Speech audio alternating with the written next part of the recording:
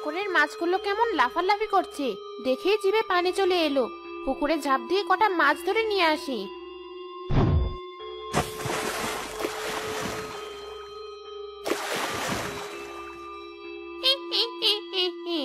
কত বড় বড় মাছ ধরেছি, এবার এগুলো কাঁচা চিবিয়ে খাবো।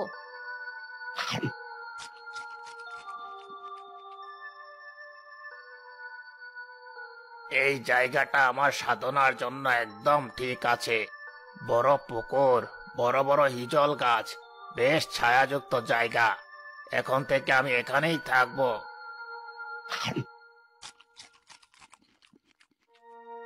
খাচ্ছি তো কাঁচা মাছ, কিন্তু মানুষের গন্ধ পাচ্ছি। এখানে তো কোনো মানুষ আসেই না, নাকি আমার ভাগ্য আজ খুলে গেছে। কেউ মনে হয় পথ ভুল করে আমার কাছে চলে এসেছে। যাই, গিয়ে ধরে নিয়ে এসব মুন্ডখানা দিয়ে হালুয়া বানিয়ে খাই।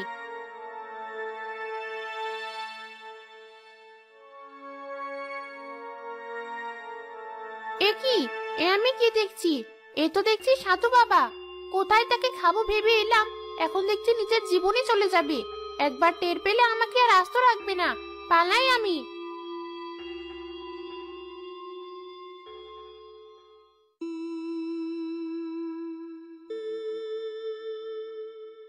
কি রে শাকচুন্নি, এমন মুখ ভার করে গাছের ডালে বসে আছিস যে? কি হয়েছে তোর? কাল রাতে আসতে বলেছিলি, কিন্তু আমি ব্যস্ত ছিলাম, তাই আজ সকাল সকাল তোর কাছে চলে এলাম।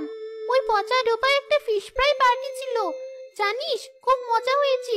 পুকুরের সব পচা মাছের ফিশ ফ্রাই করেছিল, মনে পড়লে এখনো কেমন জিভে পানি আসছে। হ্যাঁ, তোমরা ওসব ফিশ ফ্রাই পার্টি করো, খাও, আনন্দ করো। আমার আর কি, ওসব আমাকে শোনাতে এসো না। একবার মরে শাকচুন্নি হয়েছি, জানি না না খেয়ে মরে এবার শাকচুন্নি থেকে কি হব। এত চুপছিস কেন শাকচুন্নি? বল তোর কি হয়েছে? আর কি, সকাল সকাল ঘুমটা ভেঙে গেছে আজ, তাই সকাল সকাল খিদেটাও লেগে গেল। এদিকে আমার ভয় তো এই গাছের আশেপাশে পাখিরাও আসে না। প্রথম প্রথম মাছ তো ভালোই খেতাম, কিন্তু পাখিগুলো এখন বড় চালাক হয়ে গেছে। আহারি, কি বলছিস? এত কষ্টে আছিস তুই, সে তো আমি জানতামই না। সেটাই তো, আগে কত ভালো দিন কাটতো আমার। পুকুর পাড়ের হিজল গাছে থাকতাম, খিদে পেলে কাঁচা মাছ ধরে চিবিয়ে খেতাম। কতবার তোকে সাথে নিয়ে খেয়েছি। তাই তো, তা তুই এমন সুন্দর জায়গা ছেড়ে এখানে চলে এলি কেন? অমন জায়গা ছেড়ে এসব রাস্তার পাশে কোনো শাকচুন্নি আসে? তুই যে এমন বোকা শাকচুন্নি, সেটা তো আমি জানতাম না। ভূত জগতে এখন এমন বোকা শাকচুন্নি আছি? তোর এমন কথা শুনলে আমার মেজাজটা খারাপ হয়ে যায়। আমার কি মাথা খারাপ হয়েছে যে শখ করে আমি ওই জায়গা ছেড়ে এমন রাস্তার পাশে আসবো? ওই বজ্জার সাধুটা আর জায়গা পেল না, গিয়ে শেষে কিনা সেই পুকুর পাড়ে তার রাস্তাটা করতে হলো। আমি শাকচুন্নি হয়ে তো আর সাধুর পাশে থাকতে পারি না, তাই বাধ্য হয়ে এই গাছে এসে থাকার জায়গা বানালাম। ওখানে থাকলে এতদিনে ওই সাধু বাবা আমাকে বোতলে ভরে রাখতো। এটা অবশ্য মন্দ বলিসনি। তুই এক কাজ কর, তুই কোনো এক মানুষের ঘাড়ে উঠে যা, তাহলে আর তোকে কষ্ট করতে হবে না। মানুষেরা অনেক রকমের রান্না খায়, তুই একবার যদি কারো ঘাড়ে চেপে বসতে পারিস, তাহলে আর খাওয়ার জন্য কষ্ট করতে হবে না। আরে সত্যি তো, এটা তো খুব ভালো বুদ্ধি। এজন্যই আমি তোকে ডেকে পাঠিয়েছিলাম। আমি জানতাম তুই ঠিক একটা উপায় আমাকে বের করে দিবি। হয়েছে সমাধান, এবার আমি আসি, আর তুই তোর কাজ কর। এখানে বসেই আমি অপেক্ষা করব, যাকে পছন্দ হবে তার ঘাড়েই উঠে পড়ব। সেদিন মিতার নয়নের বিয়ে হয়। মিতার বাবা মা মিতাকে বিদায় দিয়ে একটি পালকিতে উঠিয়ে দেয়, কিন্তু মিতার আঁচল পালকির বাহিরে কিছুটা ঝুলে থাকে। আরে, ওই তো বিয়ে বাড়ির লোক যাচ্ছে, বউয়ের দেখে আঁচলে বাইরে ঝুলে আছে। আমি তাহলে নতুন বউয়ের ঘাড়েই উঠবো। নতুন বউকে তো সবাই অনেক ভালো ভালো জিনিস খেতে দিবে, আমিও সবকিছু খেয়ে ফেলবো। পালকিটা হঠাৎ এমন করে ঝাঁকুনি দিয়ে উঠলো কেন? মিতা, তুমি ঠিক আছো? আমি ঠিক আছি। কোনো অসুবিধা হলে আমাকে বলতে পারো। না না, আমার কোনো অসুবিধা নেই, আপনারা চলুন। আপনারা এমন ধীরে ধীরে হাঁটছেন কেন? এতক্ষণ তো ভালোই হাঁটছিলেন, এখন এমন ধীর গতিতে হাঁটছেন যে? দ্রুত চলুন, এমনিতে সন্ধ্যা পার হয়ে গেল। এভাবে হাঁটতে থাকলে তো মাঝরাতের আগে বাড়ি পাবো না। সাহেব, আপনি তো দেখছিলেন আমরা কিভাবে হাঁটছিলাম, কিন্তু হঠাৎ পালকিটা অনেক ভারী লাগছে, কাঁধে রাখতে অনেক কষ্ট হচ্ছে। কি আজগুবি কথা বলছেন? হঠাৎ করে আবার পালকি ভারী হয় কি করে? আমার বউ তো তেমন মোটাও না। আপনারা 4জন বেয়ারা একজন মেয়েকে পালকিতে বহন করতে এসব কথা বলছেন? সাহেব, একজন মানুষ বহন করা কোনো ব্যাপার না। আর শুরুতে তো দেখলেন কত জোরে জোরে হেঁটে এলাম, কিন্তু ওই ঝাঁকুনির পর থেকে পালকি কেমন ভারী লাগছে। না হলে আমরাই বা কেন শুধু শুধু দেরি করব বলুন তো? তাড়াতাড়ি যেতে পারলে তো আমাদেরই লাভ। আচ্ছা, আপনারা যেভাবে পারেন চলুন, তবে চেষ্টা করুন একটু তাড়াতাড়ি যাওয়ার। বিষয়টা কেমন মাথার উপর দিয়ে যাচ্ছে। বেহারারা এসব কি বলছে? হঠাৎ করে আবার পালকি ভারী হবে কেন? নাকি এরা ইচ্ছে করে এমন করছে? সময় বেশি লাগিয়ে পরে কি বেশি টাকা চাইবে? না, তা কেন চাইবে? টাকার কথা তো আগে থেকেই ঠিক করে রাখা আছে। তবে কি এরা ডাকাত দলের লোক? ইচ্ছে করে রাত করছে, পরে আমাদের থেকে সবকিছু লুট করে নেবে? না না, কিসব ভাবছি আমি। কিন্তু কোনো কিছু তো ভেবে কুল পাচ্ছি না, কাউকে কিছু বলতেও পারছি না। আল্লাহ আল্লাহ করা ছাড়া আর কোনো উপায় নেই। এই তো চলে এসেছি, এবার নামুন। যাক, বাঁচা গেল, ভালোভাবে বাড়ি পৌঁছাতে পারলাম। মিতা, ভেতরে চলো, মা নিশ্চয়ই আমাদের জন্য অপেক্ষা করছেন। ভাই শুনুন, আপনি কি ভাবছেন জানি না, তবে আমাদের কাছে একটু অস্বাভাবিক মনে হয়েছে। আপনার বউয়ের উপর একটু নজর রাখবেন। ঠিক আছে, রাখবো। অনেক রাত হয়েছে, আপনারা তাহলে এখন আসুন। কি মানুষ রে বাবা, কাকে কি বলতে হয় কিছু জানে না মনে হয়। তোরা এসেছিস? সেই কখন থেকে তোদের জন্য অপেক্ষা করছি আমি। আর বলো না মা, মাঝ রাস্তায় বেহারাদার যে কি হলো বুঝতে পারলাম না। এমন ভাবে হেঁটে আসছিল যেন পালকিতে কোনো পাহাড় আছে। ওই বেহারারা পালকির মানুষদের হাঁটিয়ে নেওয়ার জন্য অমন করে একটু। তা বৌমার চোখ এমন লাল হয়ে আছে কেন? নিশ্চয় বাড়ি থেকে আসার সময় অনেক কেঁদেছো, তাই না? না, আসলে আমার বেশ খিদে লেগেছে, তাই এমন হয়েছে। খিদে লাগলে কারো চোখ লাল হয় নাকি? ওর হয়তো অমন হয়। তুমি এসব নিয়ে কথা না বলে ওকে একটু খেতে দাও দেখি। ঠিক আছে, দিচ্ছি, তোরা ঘরে গিয়ে বস।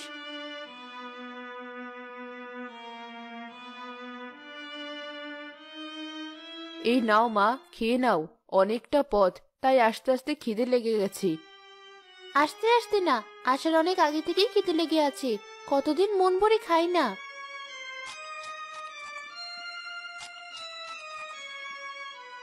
এই নয়ন, তোর বউ এসব কি বলছে? আর দেখ কি করে খাচ্ছে। এমন করে কোনো স্বাভাবিক মানুষ খায়? আমার কি মনে হয় জানো, বিয়ে নিয়ে চিন্তা করে মনে হয় ও ঠিক মতো খাওয়া দাওয়া করেনি।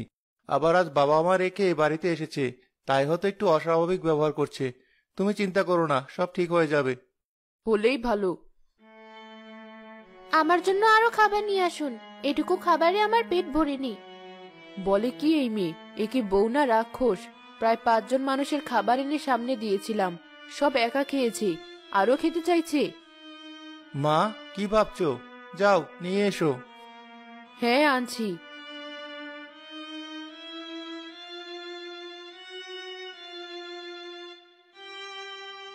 আর তো তেমন খাবার নেই, যেটুকু আছে তাই নিয়ে দেই। এই নাও মা, খাও। মা, এত রাস্তা আসতে আসতে আমারও খিদে লেগে গেছে, আমাকে একটু খেতে দাও। কোনো খাবার বাকি থাকলে তো দেব। ঠিক আছে, আমি আজ এভাবেই শুয়ে পড়ি, কাল সকালে উঠে খেয়ে নেব। তোমার পেট ভরেছে মিতা?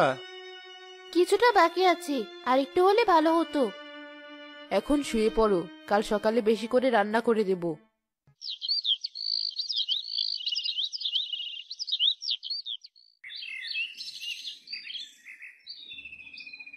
মা, সে রাত থেকে খিদে লেগে আছে, তাড়াতাড়ি কিছু খেতে দাও না। বৌমা এসো, সবাই একসাথে খেয়ে নিই। না না, একসাথে না, আগে আমি খাবো, তারপর বাঁচলে আপনারা খাবেন। কি বলছো তুমি এসব? ঠিকই বলেছি, আর তা যদি না করো আমি পাড়ার লোক ডেকে এনে বলবো তোমরা আমাকে অত্যাচার করো। ঠিক আছে, আমরা খাবো না তোমার সাথে, তুমি আগে খাও, তারপর বেঁচে থাকলে আমরা খাবো।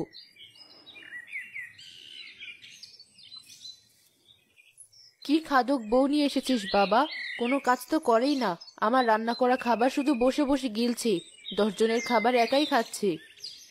আস্তে কথা বলো মা, কেউ শুনলে আমাদেরই খারাপ বলবে। আমার মনে হয় ওর কোনো রোগ আছে, তাই এত খায়। আজই আমি ডাক্তার দেখাবো ওকে। পেটনির থেকে বুদ্ধি নিয়ে একদম ঠিক কাজ করেছি। কেমন মজা করে করে হরেক রকমের খাবার খাচ্ছি। ওর কথা না শুনলে গাছের ডালে বসে কাঁচা পাখি মেরে মেরে খেতে হতো। ডাক্তারকে নিয়ে এসেছিস বাবা? ওই দেখ, তোর বউ একা একা বসে কথা বলছে। এই মেয়ে মনে হয় পাগল, দেখিস না কিভাবে কথা বলে। মা, আমি ডাক্তার নিয়ে এসেছি, তুমি আর কোনো চিন্তা করো না। আসুন ডাক্তার সাহেব। মিতা, একা একা কি এত বিড়বিড় করছো? আমার খিদে পেয়েছে, আমার জন্য খাবার নিয়ে এসো। আনবো, তার আগে ডাক্তার সাহেব তোমাকে একটু পরীক্ষা করে দেখবেন। তুমি চুপ করে বসো।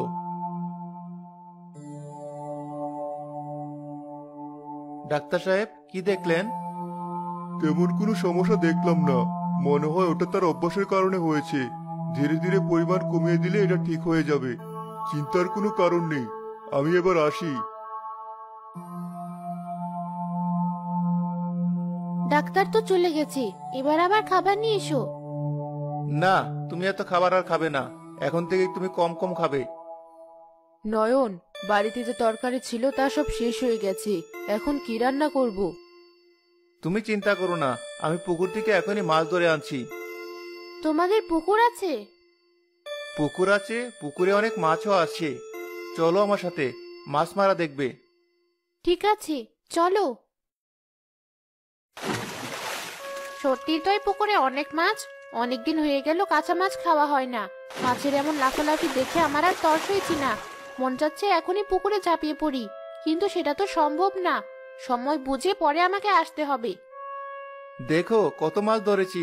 এবার বাড়ি চলো, এই পুকুরের মাছ ভাজার স্বাদই আলাদা।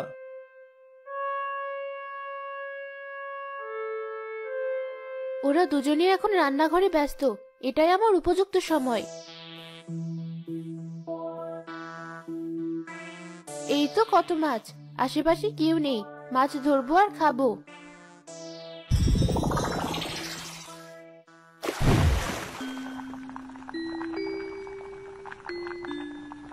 মা, মনে হচ্ছে আজ তোমার মাছ ভাজা আরো বেশি মজা হবে। কি সুন্দর গন্ধ ছড়িয়েছে। দাঁড়াও, মিতাকে ডেকে এনে দেখাই। মিতা, মিতা কোথায় গেলে? মিতা।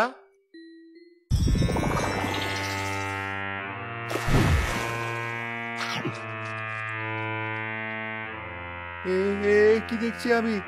একটা মানুষের হাত এত বড় হতে পারে কি করে? ডাঙ্গায় দাঁড়িয়ে হাত লম্বা করে মাছ ধরে সেই কাঁচা মাছ কি করে খেতে পারে? নয়ন, তোর মুখ এমন দেখাচ্ছে কেন? কি হয়েছে? আমি তো তোকে শুরু থেকেই বলছি কিছু একটা ঝামেলা আছে। তুই আর দেরি করিস না বাবা, গিয়ে এখনই সাধু বাবাকে ডেকে নিয়ে আয়। হ্যাঁ মা, আমিও তাই ভাবছি। তুমি সাবধানে থেকো, আমি গেলাম।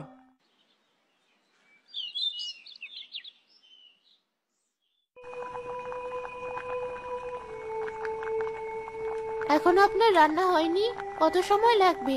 আমার সে কখন খিদে লেগেছে। তাড়াতাড়ি আমাকে গরম গরম মাছ ভাজা দিয়ে ভাত খেতে দিন। আর শুনুন, রাতে কিন্তু খাসির মাংস রান্না করবেন। খাসির মাংস আমার খুব পছন্দ।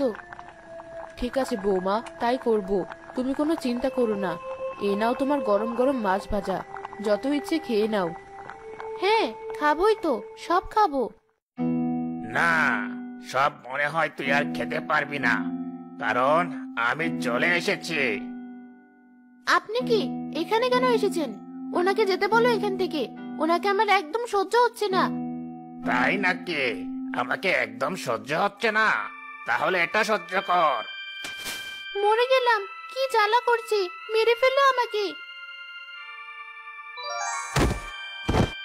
এই শাকচুন্নির জন্যই তোমার বউ এমন করতো। ওকে আমি আজ উচিত শিক্ষা দেব। না না, দয়া করে আমাকে বন্দি করো না।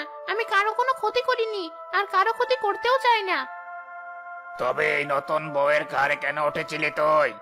ধরা পড়ে এখন ভালো সাজা হচ্ছে, তাই না? না, সত্যি বলছি, আমি খাওয়ার লোভে ওর ঘাড়ে চেপে বসেছিলাম, আর কিছু না। দয়া করে আমাকে ছেড়ে দাও, কথা দিচ্ছি আর কোনো মানুষের ঘাড়ে উঠবো না। তোর কথা শুনে মনে হচ্ছে আসলেই তুই ভালো, তাই তোকে ছেড়ে দিলাম। কিন্তু আর কখনো এমন করলে তোকে আমি বোতলে ভরে নদীতে ফেলে দেব বলে দিলাম। না না, আর কারো ঘাড়ে উঠবো না। এই চললাম আমি জঙ্গলে, মানুষের আশেপাশেও আমি আর থাকবো না। আপনি আমাদের বড় বাঁচালেন সাধু বাবা, না হলে যে কি হতো। ওসব নিয়ে আর ভেবো না। আর শোনো, তোমার বউকে কদিন ঠিকঠাক মতো খাওয়া দাওয়া করাও। এই কদিন ও কিছুই খায়নি, সব ওই শাকচুন্নি খেত। ওর শরীর দুর্বল হয়ে আছে। ঠিক আছে সাধু বাবা।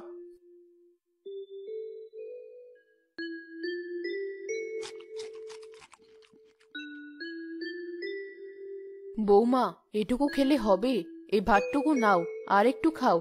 সাধু বাবা বলে গেছেন তোমার শরীর অনেক দুর্বল হয়ে আছে। মা, আর না, আর খেতে পারবো না আমি। এসব বললে হবে?